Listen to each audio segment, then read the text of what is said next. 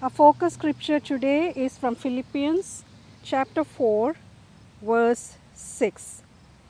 Do not worry about anything, but in everything, by prayer and supplication with thanksgiving, let your request be known to God. Morning, everyone. I can't help thanking God for this beautiful day and for this beautiful weather. The weather keeps surprising us every time when we plan to film outside. Close to 3 to 4 weeks we've been trying, but always the weather surprises us. It gets terrible, so we had to film inside. Uh, and and today, as I said, my heart really rejoices at this time, giving thanks to God, especially during this autumn, the fall season. Last Wednesday, I spoke about the fall leaves, how beautiful and how striking the colors are. It just exhilarates you, when you see the beauty, the nature, you're just awestruck with wonder, with praises to God. And now it's a time of raking the leaves.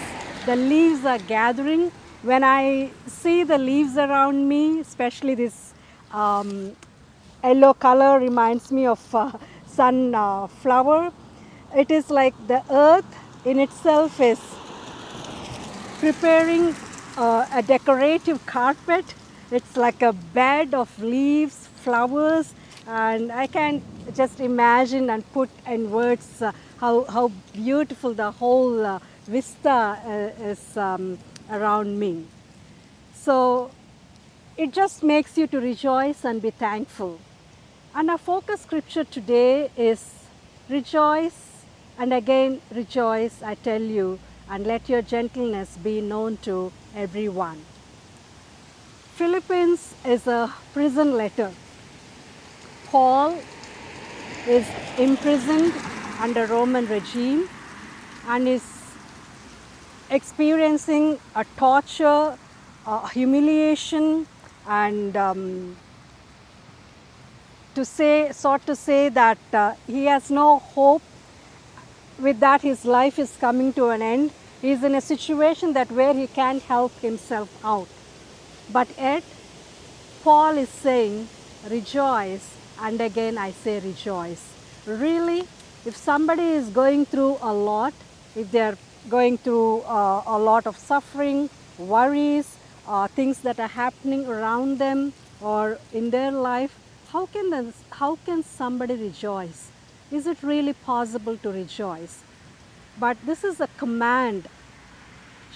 Paul is telling us to rejoice, to give thanks in all circumstances. He is not saying to give thanks for coming circumstances, but to give thanks in all circumstances. In whatever situation you are put in, whatever you are going through, temptations, the tribulations, the trials, the persecution, the suffering, whatever you are going through in this world, same is happening there with Paul.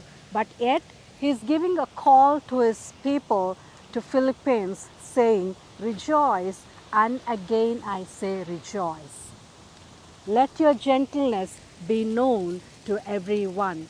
Especially when we are cornered, when we are affected by somebody's behaviors or words, we tend to get so discouraged, disappointed, and distant ourselves from them, and we grieve, and we grumble. So the many ways we handle this kind of things that they're happening around us, and when we feel it is not fair, I didn't do anything wrong and why is it happening to me?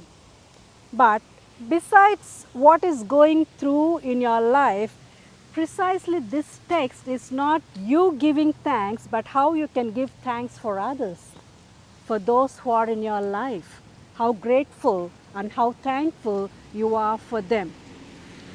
When Paul says, let your gentleness be known to others, the word in some of the versions used is moderation.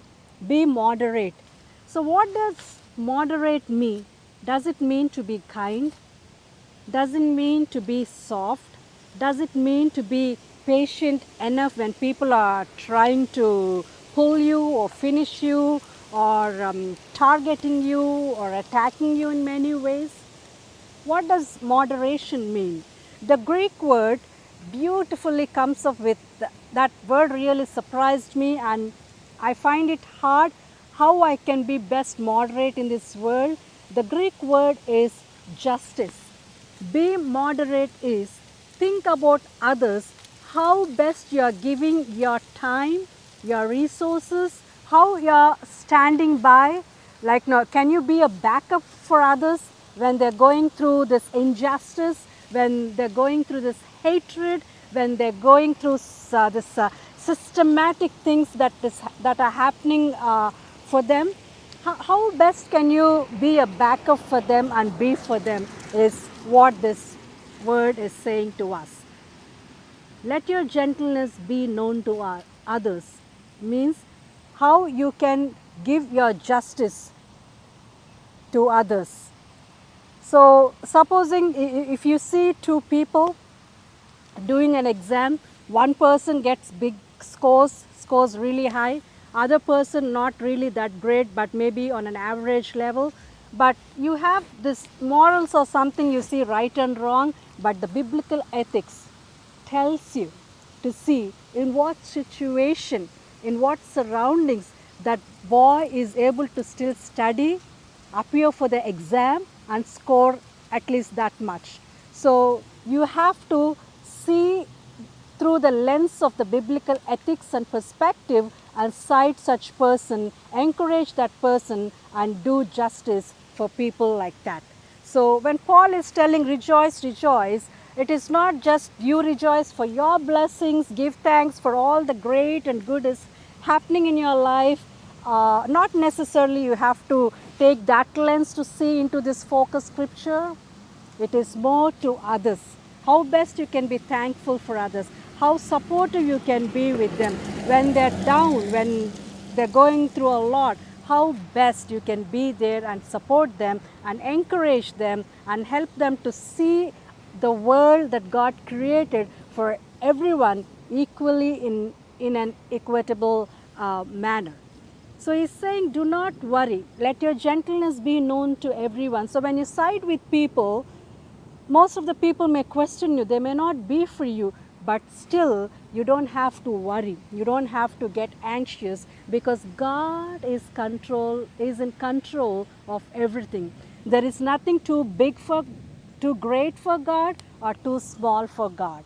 God, with Him, everything is possible. So when you take things in your control, you begin to worry. That is more temporal and it's more earthly feeling. But when you know God is in control, you really don't have to worry because God is going to take care. Which is why Paul is saying, do not be anxious about anything. Everything in prayer and supplication, present yourselves with thanksgiving to God. So today as we reflect on this, as I said, last Wednesday we meditated on we ourselves turning back, coming back to God with praise and thanksgiving. But this focus scripture is not about us. How thankful you are for others. How best are you doing justice for them? How best are you standing by with them when they're going through a lot? If you are really trying to do that, or if you are doing that, then probably this is the best scripture for us to feel encouraged more and more and to show our gentleness, our moderation to others. I was reading about Corrie ten Boom. She has written this book, The Hiding Place. In 1922, she is the first woman licensed watchmaker in Netherlands. So this family, when Germans occupied them, Germans were taking all the Jews and they were kidnapping them and throwing them in the trains and killing them. And this Corrie ten Boom, the whole family actually rescued lot of Jewish people. So knowing this, they put them in the prison, and you wouldn't believe that that small building, which is like in a small room, they put 140 people. Nowadays, we talk about 6 feet distance and how to keep distance during this COVID times, but there is not an inch distance from one person to one person in that prison, in that room. 140 people were put together. They were huddled so close. The room was so crammed with foul smell and with the sweat, and it was really terrible that you can't even stand that close. It is like hitting and you're on somebody else. But even at that time, she writes in that hiding place, she's giving thanks because they were able to smuggle the Bible. And then she says, now as we get so close, we can meet the Jesus through these pages from the Bible. Because we are so close, everybody can hear the gospel there. When the fleas, that room was filled with fleas, and she says, when the fleas bit me, I know that place is for the fleas, and the fleas have allowed us to use their place, so I give thanks for the fleas. So one of the questions they asked Corrie ten Boom is, how do you handle praise? How do you handle adulation in your life? And she says, I handle praise or compliment, whatever comes in my life. I don't take it as a personal triumph, but I think I see it as a result of God's plans. And I take every compliment that comes to me as a flower, and I gather all these flowers, as a bouquet, and surrender it to Jesus at his feet and say, Lord, here I am and I belong to you. In this autumn season, every leaf is a flower. Every leaf is a beautiful flower. So today, as we reflect on this giving thanks to God, we have to rejoice and surrender for the gift of other people in our lives and give thanks and surrender ourselves as flowers, as a bouquet at his feet, because every flower leaf is a praise. It is a thanksgiving, blessing of somebody in our lives. May God bless these words, Father, Son, and the Holy Spirit. Amen. Father God, we thank you for this beautiful time you have given to us to come before you with thanksgiving in our hearts for all your blessings, for your goodness and faithfulness in our lives. And especially as these leaves are raking up, gathering here with the beauty and with the praise, we also reflect that kind of beauty and praise, not just in our lives giving thanks for what you have been, but also for helping us to reflect you in the lives of others. Thank you, Lord, for the word that has been spoken to us. We help us to stand by others, to continue to do the works of justice, peace, and love in this world. We pray that you bless us and keep us secure in your knowledge and your wisdom. We also lift all those who are suffering in body, mind, and spirit. We pray that you would heal them, you would still their worries and calm them with your peace and with your amazing love. We submit the rest of the day into your loving hands. Go before us, bless us, and watch over us. We thank you, and once again thank you for giving this opportunity. We ask this in the precious name of our Lord and Savior Jesus Christ. Amen. May the grace of our Lord Jesus Christ, the love of God, and the fellowship of the Holy Spirit be with us now and forevermore.